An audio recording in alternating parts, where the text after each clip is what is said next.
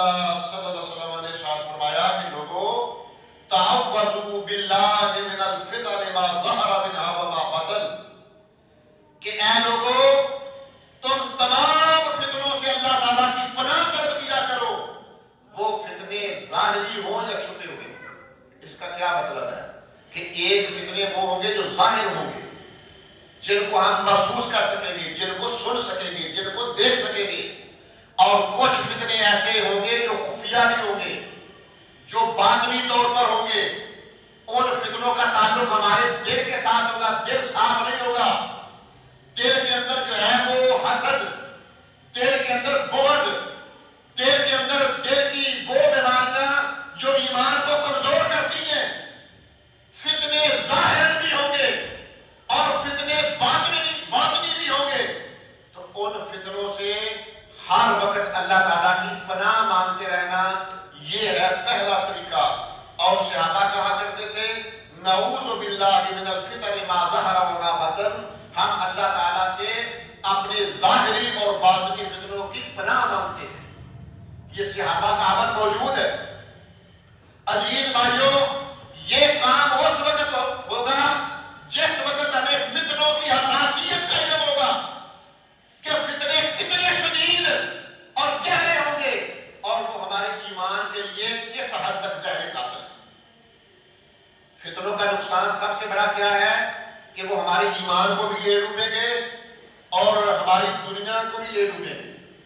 بھئی جب ایمان ہی نہیں رہے گا، جب ایمان کی کوئی قدر و قیمت نہیں رہے گی، جب ایمان کی کوئی اہمیت ہمارے ہاں نہیں رہے گی، تو پھر دنیا جتنی مرضی بھی آ جائے وہ تو نقصان ہی ہے، کیونکہ ہماری زندگی کی بنیاد وہ ہمارا ایمان ہے، ہماری زندگی کا مقصد ہمارا اسلام ہے، اللہ نے ہمیں اس لیے پیدا کیا ہے۔ اچھا، خود رسول اللہ صلی اللہ علیہ وسلم کو اللہ تعالیٰ نے فرمایا، آپ اندازہ لگا لیں، حدیث قدسی ہے، اللہ تعالیٰ نے خود رسول اللہ صلی اللہ علیہ وسلم کی تربیت فرمائی، فرمایا یا محمد صلی اللہ علیہ وسلم اذا صلیت، جب تم نماز پڑھا کرے، نماز پڑھ لیا کرے، فقل اللہم انی اسألک فعل الخیرات وترک المنکرات وحب المساکین وَإِذَا عَدْتَ بِعِبَادِكَ فِطْنَةً فَاقْبِضْنِي إِلَيْكَ غَيْرَ مَفْتُونٍ۔ چار چیزیں اللہ تعالیٰ نے خود رسول اللہ صلی اللہ علیہ وسلم کو سکھائیں کہ اے میرے محبوب پیغمبر، نماز کی ادائیگی کے بعد ان چار چیزوں کا سوال اللہ تعالیٰ سے، میں اللہ تعالیٰ سے کیا کرو۔ پہلا سوال کیا ہے کہ اے اللہ میں تجھ سے نیکیاں کرنے کا سوال کرتا ہوں۔ اللہم انی اسألک فعل الخیرات، یا اللہ میں تیرا سوالی ہوں، اے اللہ میں آپ سے سوال کرتا ہوں کہ مجھے نیکی والی زندگی عطا فرمائے۔ عزیز بھائیوں، اب کوئی بندہ یہ سوال ہی اللہ تعالیٰ سے نہ کرے نیکی کے حصول کا، توفیق کا، اس کا دوسرا معنی یہ ہے کہ اللہ تعالیٰ سے توفیق مانگنا کہ یا اللہ مجھے نیکیاں کرنے کی توفیق عطا فرماتے رہنا۔ توفیق یہ بہت بڑا سوال ہے اللہ تعالیٰ سے۔ صحابہ کرام رضوان اللہ علیہم اجمعین کے بارے میں آتا ہے کہ رمضان المبارک قریب ہوتا تو یہ دعا زور پکڑ کے کرتے کہ یا اللہ رمضان آ رہا ہے، تیری رحمتوں کا مہینہ آ رہا ہے، تیری برکتوں والا مہینہ آ رہا ہے، یا اللہ ہمیں توفیق دینا، ہمیں توفیق عنایت فرمانا کہ ہم زیادہ سے زیادہ نیکی کر سکیں۔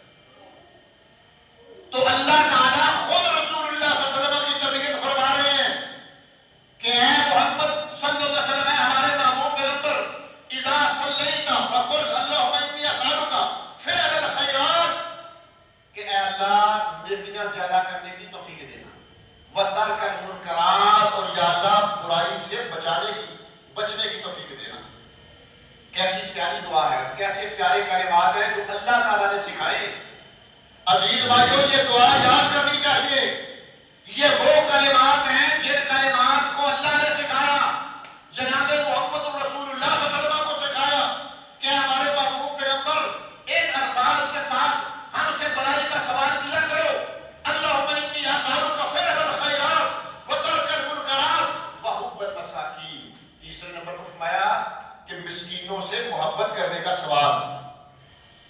عزیز بھائیوں، آج ہم بھی جس معاشرے کے اندر رہتے ہیں یقیناً معاشی طور پر بڑی تنگیاں ہیں. آج مہنگائی کا دور ہے، روزگار اس طرح کا نہیں ہے.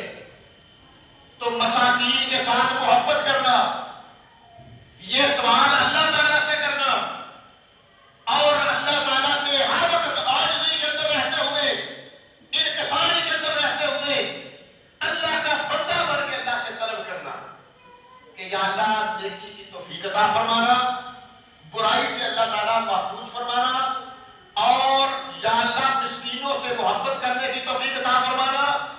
اور چوتھی چیز وَإِذَا أَرَدْتَ بِعِبَادِكَ فِتْنَةً، یا اللہ جب تو اپنے بندوں کو فتنے میں مبتلا کرنے کا ارادہ رکھے تو اس وقت فَقْبِضْنِي إِلَيْكَ غَيْرَ مَفْتُونٍ، تو یا اللہ مجھے اس میں مبتلا کیے بغیر موت دینا. یہ اللہ تعالیٰ نے الفاظ رسول اللہ صلی اللہ علیہ وسلم. اس کا کیا مطلب ہے کہ فتنے آئیں گے اور فتنوں کے دور ادوار کے اندر وہ بندہ ثابت قدم رہ سکے گا جو بندہ اللہ تعالیٰ سے یہ سوال کرتا رہے. تو آج کے خطبہ جمعہ میں میری اپنے آپ کو اور آپ کو پہلی نصیحت یہ ہے کہ اللہ تعالیٰ سے فتنوں سے محفوظ رہنے کا سوال کرتے رہنا چاہیے کہ یا اللہ فتنوں والی زندگی نہ عطا فرما. بھائی یہ دنیا میں بہت بڑا فتنہ ہے، المال والبنون. اللہ تعالیٰ نے قرآن مجید کے اندر فرمایا کہ یہ مال اور یہ بیٹے یہ بھی فتنہ ہے. مال بھی بہت بڑا فتنہ ہے. دنیا یعنی دنیا بہت بڑا فتنہ ہے. دنیا کی مال و متاع یہ بہت بڑا فتنہ ہے. اور آج یہی وہ فتنہ ہے جس فتنے کی وجہ سے ہماری نمازیں ڈسٹرب، ہمارا ایمان متاثر، خیر کے کاموں میں رکاوٹ. کوئی درس آ جائے، کوئی نصیحت کا موقع آ جائے، کوئی ترجمہ القرآن کی کلاس آ جائے، کوئی اچھائی کی دعوت آ جائے، نہیں جی میں تو بڑا مصروف ہوں، میرا تو ٹائم ہی نہیں نکلتا کام. عزیز بھائیوں، یہ دنیا بہت بڑی رکاوٹ ہمارے خیر کے کاموں میں. اچھا جی، دوسرے نمبر پر ابو ہریرہ رضی اللہ تعالیٰ عنہ اس حدیث کے راوی ہیں. آپ فرماتے ہیں کہ رسول اللہ صلی اللہ علیہ وسلم تکون فتنۃ لا یرجی منہا الا دعاء کا دعاء الغریب. اور لوگوں اس طرح فتنوں سے بچنے کی دعا کرنا جس طرح پانی میں ڈوبتا ہوا بندہ اس وقت بچنے کی دعا کرتا ہے. کیفیت ذرا دیکھیں نا، کیسی مثال دی رسول اللہ صلی اللہ علیہ وسلم کہ جس وقت بندہ ڈوب رہا ہوتا ہے نا پانی میں، اس وقت کتنا اخلاص کے ساتھ دعا کر رہا ہوتا ہے کہ یا اللہ بچا لے. جس طرح پانی سے غرق ہونے کے وقت بندہ مخلص ہو کے رب سے دعا کرتا ہے، اس طرح فتنوں سے بچنے کی دعا اللہ تعالیٰ سے کرنی چاہیے. تو پہلا کام فتنوں سے بچنے کا وہ یہ ہے کہ اللہ تعالیٰ سے دعا کرتے رہنا. دوسرا کام یہ ہے عقیدہ توحید کو سمجھنا اور اس پر ثابت قدم رہنا. یاد رکھ لینا کہ فتنوں سے وہ بندہ بچے گا جس کا ایمان اپنے رب پر پختہ ہوگا، جو اللہ کے تو عقیدہ توحید کو سمجھتا ہوگا.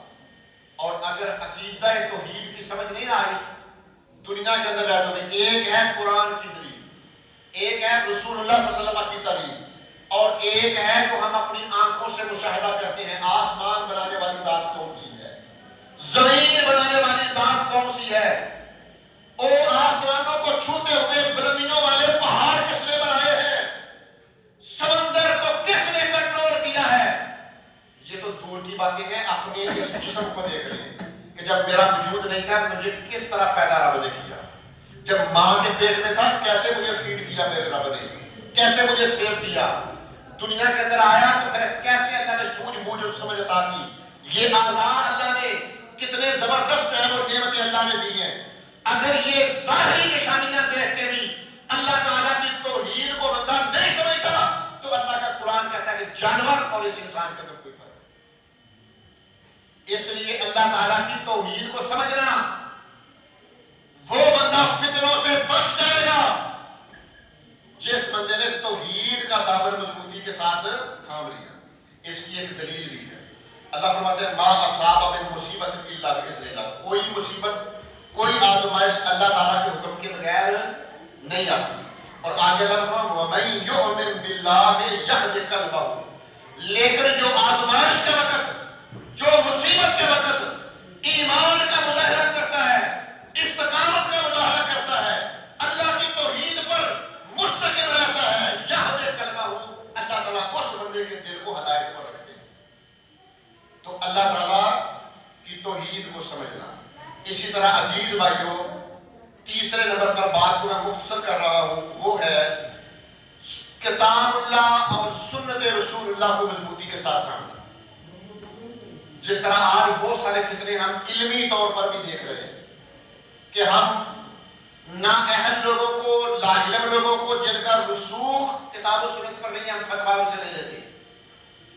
تو کتاب اللہ کو بنیاد بنانا فتنوں کے دور میں، اور سنت رسول اللہ صلی اللہ علیہ وسلم کو مضبوطی سے تھام لینا، پیارے پیغمبر کی سنت کو۔ عزیز بھائیوں، اب اس میں کیا کوئی فیلما ہے، کیا کوئی سائنس ہے، کیا اس میں کوئی فلسفہ ہے کہ ہمیں رسول اللہ صلی اللہ علیہ وسلم کی سنت کو ترجیح دینی ہے؟ فتنوں سے وہ بندہ بچے گا جو رسول اللہ صلی اللہ علیہ وسلم کی سنت کو مضبوطی کے ساتھ تھام کے رکھے، پیارے پیغمبر کی سنت کو۔ بھائی اگر آج ہمارے بچے، ہماری اولادیں میٹرک اسکالرشپ سے کر سکتی ہیں، ایف ایس سی کر سکتی ہیں، medical, doctor, engineer, business man, اور جناب اور یہ آج کل جو آئی ٹی کا شعبہ ہے اس میں ایکسپرٹ ہو سکتی ہیں، تو کیا ان کے لیے یہ مشکل ہے کہ وہ کتاب اللہ اور رسول اللہ صلی اللہ علیہ وسلم کی سنت کو نہ سمجھ سکیں؟ صرف ہماری ترجیحات نہیں، ہماری دلچسپی نہیں ہے۔ ہم دنیاوی طور پر تو اپنی اولاد کا خیال رکھتے ہیں، دینی اعتبار سے ہمیں فکر نہیں ہے۔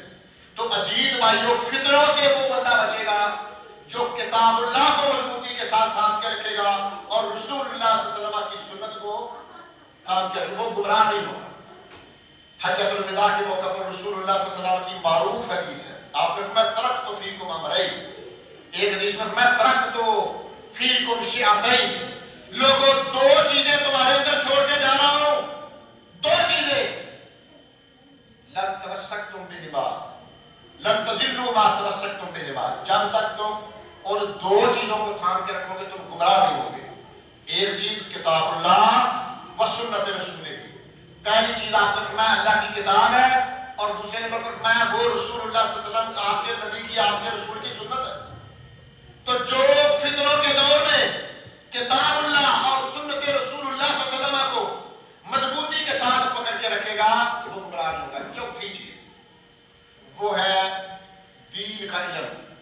عزیز بھائیوں، فتنوں کا جڑ سے خاتمہ کرنے والی جو ایک اصولی چیز ہے وہ ہے دین کا علم۔ اللہ کے لیے اپنی ذمہ داریوں میں سے یہ ذمہ داری سمجھے، احساس کے ساتھ، فکر کے ساتھ، آخرت کو مقدم رکھتے ہوئے یہ لازمی طور پر اپنی زندگی کا اصول بنا لے کہ میں نے دین کا علم حاصل کرنا ہے۔ اور آج کے جدید دور میں دین کا علم حاصل کرنا کوئی مشکل نہیں ہے۔ یہ موبائل پاس ہے، اس میں سے قرآن پاک کی ایپ ڈاؤن لوڈ کریں یا اسلام 36 ڈاؤن لوڈ کریں، جو ہے وہ قرآن کھولیں، ایک رکوع خود ہی ترجمے کے ساتھ پڑھ لیں، یہ ہے آسان۔ اور اگر کسی استاد کے پاس کسی کلاس میں بیٹھ کے پڑھ لیں تو یہ سونے پہ سہاگے والی بات۔ اسی طرح رسول اللہ صلی اللہ علیہ وسلم کی حدیث بخاری کھولیں، مسلم کھولیں، ایک دو حدیث پڑھیں، اللہ کی قسم علم ہی حاصل نہیں ہوگا، ہماری زندگیوں میں برکت آ جائے گی، ہماری زندگیوں میں رحمت آ جائے گی، ہماری زندگیاں بابرکت اور پر رحمت ہو جائے گی، اور پھر فتنوں سے بھی بچ جائے گی۔ تو دین کا علم حاصل کرنا۔ پانچویں نمبر پر مسلمانوں کی جماعت کو ہمیشہ لازم پکڑنا۔ یہاں سوال پیدا ہوگا کہ جماعتیں تو بہت ساری ہیں، بھئی جو جماعت کتاب و سنت کے نزدیک آپ کو نظر آئے، جس جماعت کو آپ سمجھیں کہ یہ جماعت کتاب و سنت کے قریب ہے، عزیز بھائیوں اس جماعت کو جو ہے وہ مضبوطی کے ساتھ تھام لے، اس جماعت کو مضبوطی کے ساتھ تھام لے، چمٹ جائے۔ تنظم کے لفظ آئے ہیں حدیث میں کہ جماعت کے ساتھ چمٹے رہنا۔ ہاں، جماعتوں کے اندر بھی خرابیاں ہوتی ہیں، اس کا انکار نہیں نہیں ہے، کیونکہ جماعت بھی انسانوں کے ساتھ مل کے بنتی ہے اور انسان غلطیوں کا خطاؤں کا پتلا ہوتا ہے، تو غلطیاں جماعتوں لیکن منہج کے اعتبار سے جو جماعت کتاب و سنت کے قریب ہو فتنوں سے بچنے کے لیے اس جماعت کو مضبوطی کے ساتھ قلم پکڑ لینا، یہ عزیز بھائیوں رسول اللہ صلی اللہ علیہ وسلم کی تعلیمات۔ آپ نے فرمایا علیکم بسنتی وسنت الخلفاء المہدیین الراشدین، کہ میری سنت کو لازم پکڑ لو اور میرے ساتھ جو ہدایت یافتہ خلفاء ہیں یعنی کتاب و سنت کے قریب جو خلفاء ہیں ان کو لازم پکڑ لو۔ اسی طرح عزیز بھائیوں رسول اللہ صلی اللہ علیہ وسلم نے یہاں تک نصیحت فرمائی، فتنے ہو گئے نا، فتنے نفسانی فتنے بھی ہوتے ہیں، ظاہری فتنے بھی ہوتے ہیں، باطنی فتنے بھی ہوتے ہیں، فتنے بہت شدید اور کثیر تعداد کے اندر ہوتے ہیں، تو ان سارے فتنوں سے بچنے کے لیے جماعت کو لازم پکڑنا عزیز بھائیوں یہ بھی ایک حل رسول اللہ صلی اللہ علیہ وسلم نے بیان فرمایا ہے۔ اور اسی طرح مسلمانوں کی جماعت میں شامل رہنا، تفرق سے اجتناب کرنا، شرارتوں سے، تفرقہ بازی سے، اور یہ باقاعدہ طور پر محدثین نے باقاعدہ بات باندھے ہیں کہ جماعتوں کے اندر بھی اگر کمیاں کوتاہیاں دیکھیں تو پھر اس وقت صبر کا مظاہرہ کرنا اور کتاب و سنت کی بنیاد پر جو جماعت جو ہے وہ جو کتاب و سنت کے قریب ہو اس کے ساتھ چمٹے رہنا۔ عزیز بھائیوں اسی طرح کی ایک حدیثیں تو بہت ساری میرے سامنے اس وقت موجود ہیں۔ رسول اللہ صلی اللہ علیہ وسلم نے فرمایا تلزم جماعت المسلمین و امامہم، لوگوں تم ہر حال میں مسلمانوں کی جماعت اور ان کے حکمرانوں سے وابستہ رہنا۔ اور ایک دوسری حدیث کے اندر فرمایا فاعتزل تلک الفرق کلھا، پھر ان تمام فرقوں کو چھوڑ دینا، ولو ان تعز علی اصل شجرۃ، یہاں تک کہ تمہیں جنگلوں کے اندر نکل کر درختوں کی جڑیں کیوں نہ کھانا پڑے۔ یعنی اگر فتنے شدید ہو جائیں، اگر فتنے جان نہ چھوڑے تو جنگلوں کا رخ کر جاؤ۔ ایک حدیث کے اندر فرمایا خیر پر رہو اور اپنے گھروں کے اندر ٹکے رہو۔ ایک حدیث کے اندر فرمایا کتاب اللہ کو پکڑ لو، قرآن پڑھتے رہو۔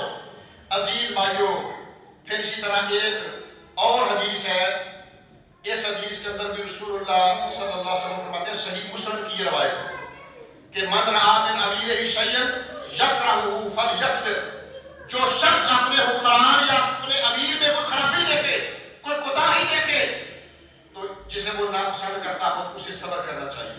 فَإِنَّهُ مَنْ فَارَقَ الْجَمَاعَةَ شِبْرًا، کیونکہ جو آدمی جماعت سے بالشت بار الگ ہوا وہ اس کی موت آئے گی تو جاہلیت پر موت آئے گی۔ تو عزیز بھائیوں فتنوں کے حوالے سے ہمیں اپنی تربیت کرنی چاہیے، اپنی اصلاح کرنی چاہیے، اور جو 5-6 چیزیں میں نے بتائی ہیں کہ فتنوں سے کس طرح بچا جا سکتا ہے۔ پہلی بات یہ ہے کہ دعا اللہ سے کرتے رہنا کہ اللہ فتنوں سے محفوظ فرمائے، اللہ نیکی کی توفیق عطا فرمائے، اللہ منکرات سے بچا کے رکھے، اور فتنوں کے دور میں اگر موت آئے تو اللہ فتنوں کے آنے سے پہلے روح قبض کر لے۔ دوسرے نمبر پر اللہ کی توحید کو سمجھنا، تیسرے نمبر پر سنت رسول کو پکڑنا، چوتھے نمبر پر علم دین کو فوقیت دینا، پانچویں نمبر پر جماعت کو لازم پکڑنا۔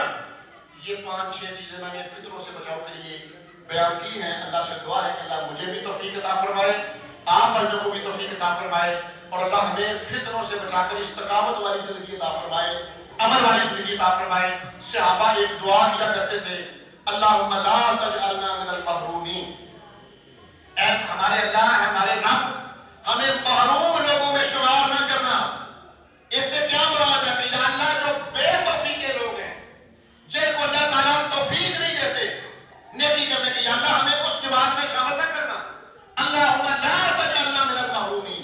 تو عزیز بھائیوں ہمیں بھی اللہ سے دعائیں کرتے رہنا چاہیے کہ اللہ محروم لوگوں میں شامل نہ کرے، اللہ توفیق عطا فرماتا رہے، اور اللہ تعالیٰ ہمیں جو ہے نا وہ نیکیوں والی زندگی عطا فرمائے، اللہ برائیوں سے محفوظ رکھے، اللہ مساکین سے محبت والی زندگی عطا فرمائے، اور اللہ فتنوں سے جو ہے نا وہ ہمیں فتنوں سے ہمیں خبردار رہتے ہوئے ان سے بچنے کے اللہ توفیق عطا فرمائے. اللہ زندہ رکھے تو ایمان کی بہترین حالت پر, اللہ موت دے تو شہادت کی موت دے. وآخر دعوانا الحمدللہ.